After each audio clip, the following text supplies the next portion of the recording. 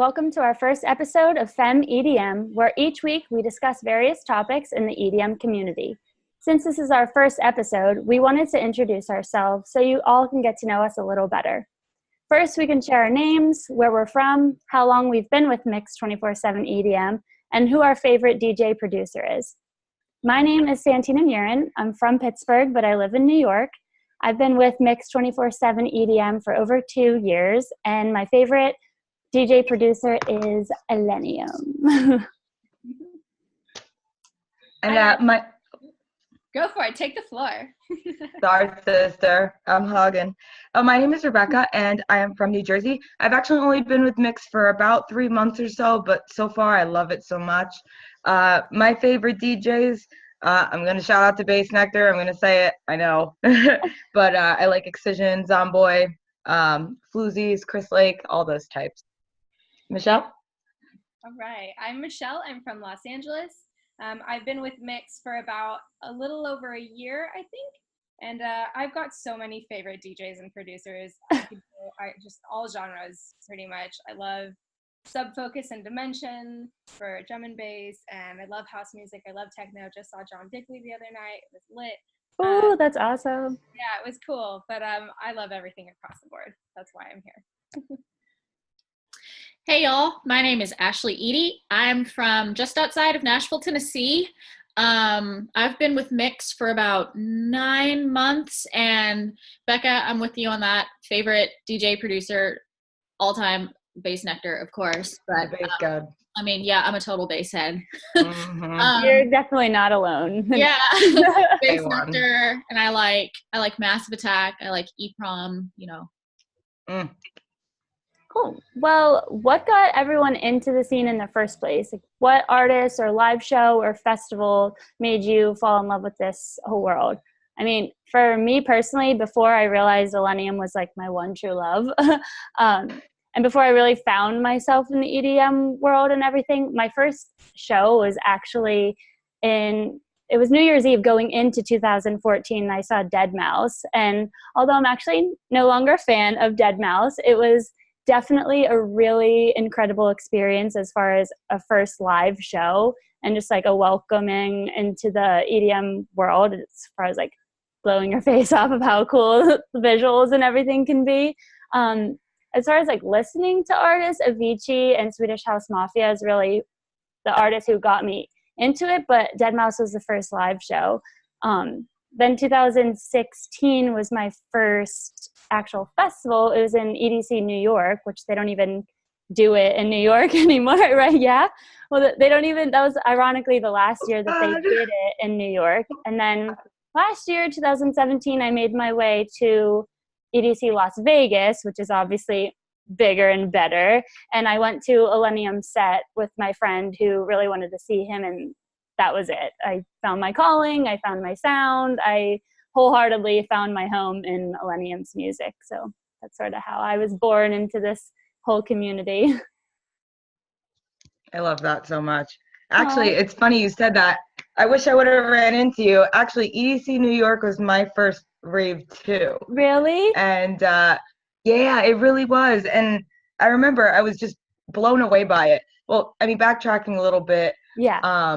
Maybe around, I'm 23 now, I'm about to graduate college, but maybe around like my junior year, Mm-hmm. that was when Skrillex first came out.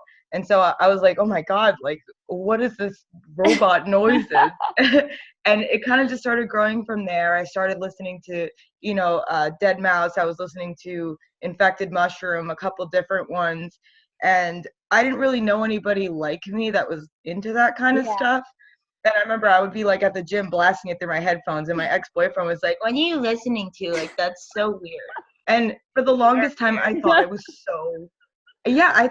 so weird. And I've always been like, I guess, different from other people. And I never really had like a place where I fit in, I guess. And so when my girl convinced me to go to EDC New York, I got decked out. I had on the tutu. I literally dyed my hair blue just to go. That's awesome. And I went and I walked in and I was like, oh my God, is this like the New Jersey State Fair or something? And then as it got darker and as the lights started coming on and I started hearing some of the artists coming through, like I just my perspective just changed and I just felt at home. And it really was just something different for me at that point. And as for a show that really like changed me was probably definitely the first time I saw Excision. Excision was unreal to me. I saw him at Moonrise like 2 years ago, and that was the most animalistic I've ever felt in my life. Oh, I love that. Like he just brought something out of me, and I was just like throwing down. Like I didn't care what anybody thought of me. I didn't care. Yeah, it was just I felt so myself, and he continues to do that for me. But yeah, so that's basically what got me into it. That's amazing. I can really relate to Becca's story about like kind of like feeling like you don't really fit in and kind of trying to find your niche. I remember when I was in middle school, I was kind of like weird, like an outcast. Like I drew anime and listened to weird music, and I remember being really into sort of like electronic music. Really, I guess more like trancey kind of stuff. Okay. I was like, oh, wow, okay, this is really cool. But none of my peers were really listening to it. So I was kind of like, oh, you know, she's weird. She listens to electronic music. So I've always, even though I'm much more of like an indie girl, I've always been like a huge fan of like electronic music. Right. Especially anything I can dance to. And then I guess as I started studying music, I got more and more into all different types of music, especially electronic. And then I remember the first time I heard Bass Nectar, it was around maybe 2011. I found out he was headlining Bonnaroo. It was like, okay, I love Bonnaroo. I hadn't been at that point, but I was like, okay, Bass Nectar, I've never heard of this one. Let me check him out. And I remember the first time I heard Basshead, I was like, what is this? What just happened to me? Blew my mind. I was like, oh my gosh, this is the coolest thing I've ever heard. And I just sort of fell in love with like his music and just like bass in general. I mean, anytime Bass Nectar is like playing something, you know it's going to be a freaking party. So yeah, listening to Bass Nectar. And then as far as like live shows, I guess I haven't had like one sort of super transformative experience. But this summer I did see the Glitch Mob at Bonnaroo, and that was cool. Man. Yeah, they're great. Yeah, they're incredible. Funny actually that you mentioned Glitch Mob, because the first time I ever saw Glitch Mob was at technically my first festival, but I don't really count it. I went to Lightning in a Bottle 2012. Nice. And I saw Glitch Mob there, and I was like, that was like my family friend took me to that, and it was not like a big like we're gonna go to a festival. That right.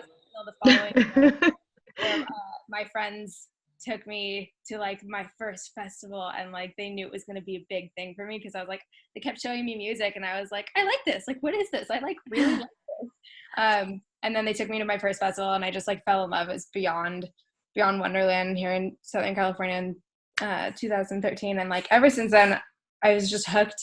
And unlike you guys, I was like definitely not more into bass music. Like my friends were really into house and techno. So like I started off like Dirty Bird was like my favorite label for a really long time.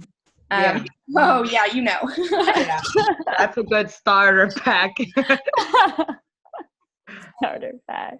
And then you go to bass stages too. So like I really got this whole love for like all these genres, and then like I just moved into you know, future house and stuff like that, and then drum and bass, and so like that's how my love for like across the board started. And then I guess I don't know, I guess my favorite, I don't know if it was transformative, because I've been going to these things forever since then. It's almost 2019, and I've been going since 2013. Like yeah, doing this shit for a while.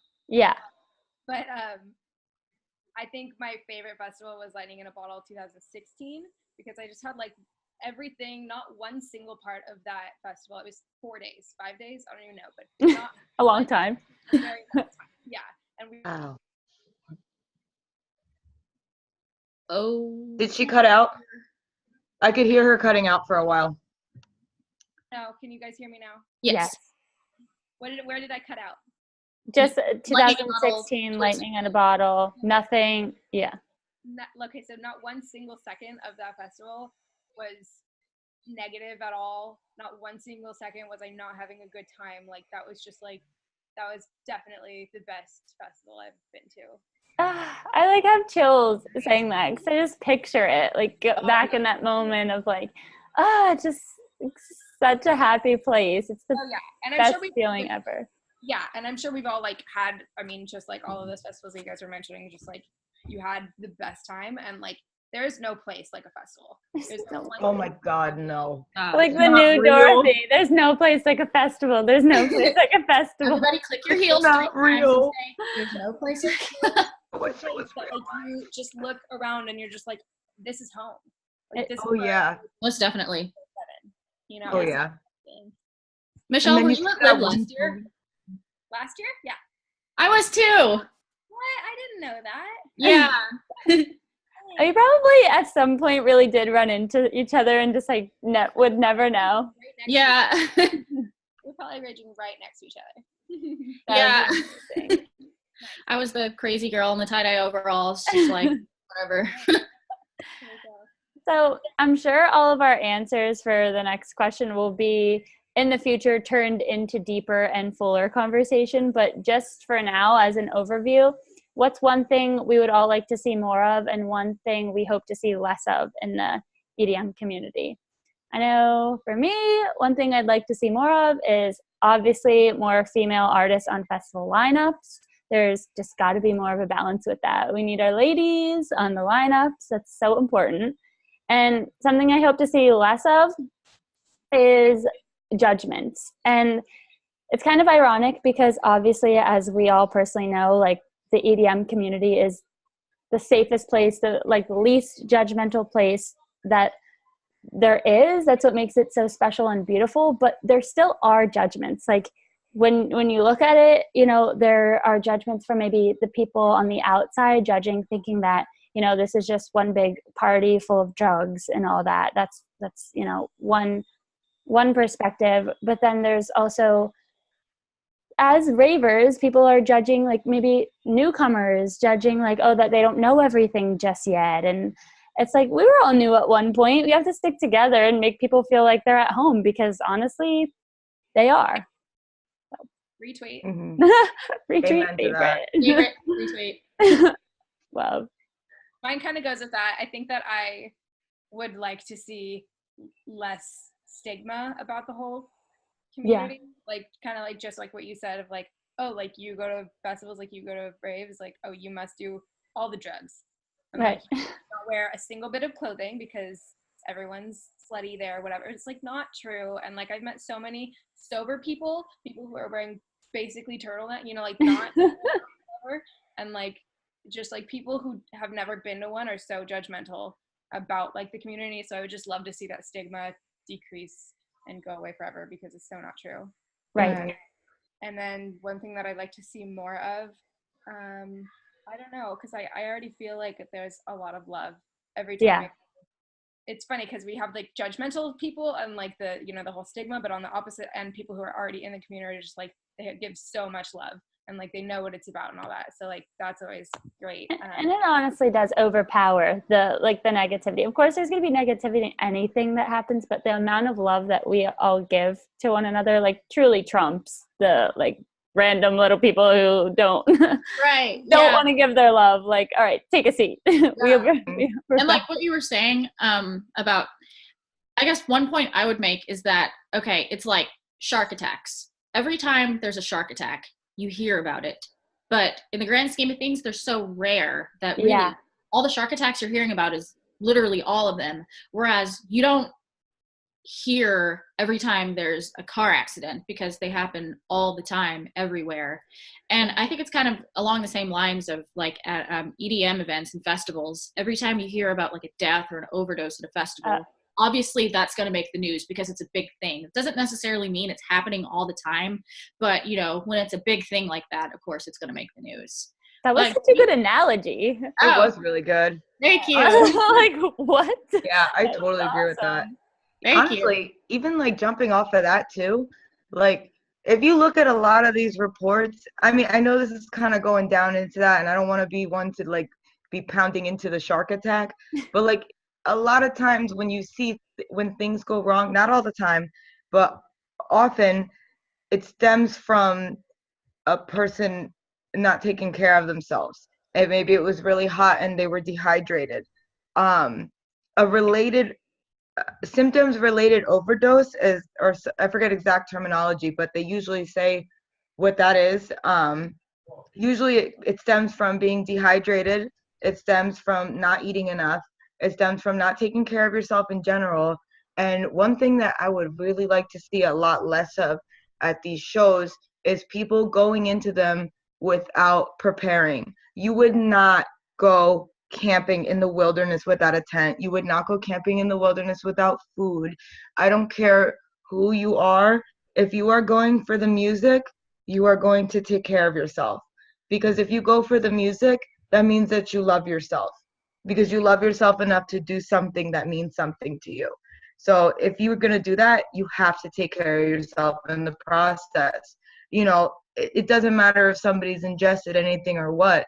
If you go out there and you're not drinking water, guess what? You're going to have a problem, you know? And I feel like something we should have more of is that there should be more celebration of how beautiful the experience can be when you take care of yourself. Because it's true. Some people, you know what? There's those people everywhere. They don't go for the music.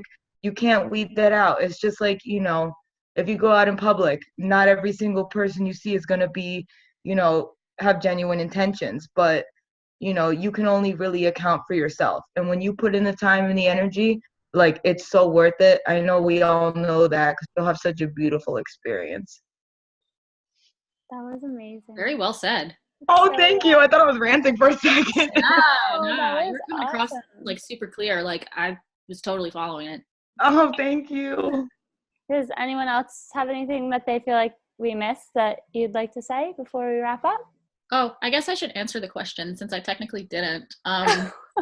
Girl, same. Sharks and one thing I would like to see more of is more cooperation between the EDM community and like outside, which I feel like the EDM community does, or at least tries to do a really good job of reaching out, say, to like different venues, different companies and stuff. But I feel like because of the stigma around, like, you know, you have people who do die at festivals and different events every year, which that's really unfortunate.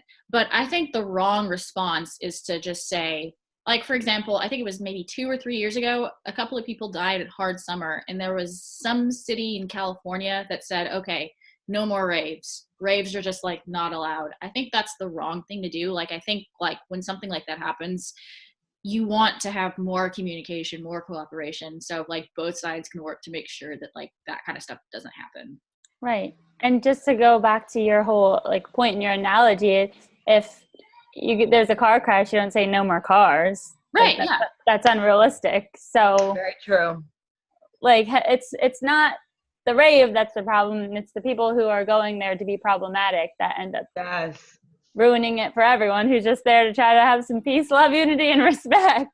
Yes. If you are a self-destructive person, a rave is not going to change that for you. You're going to be a self-destructive person at school, at home, at the rave, wherever. At the rave. And if you're not self-destructing at the rave, you're going to be self-destructing at home. How do I know this? Because I haven't, you know, I mean, I've been in dark places myself, so I can even account for what a person might think going to a rave will do for them. Mm-hmm. But it's not.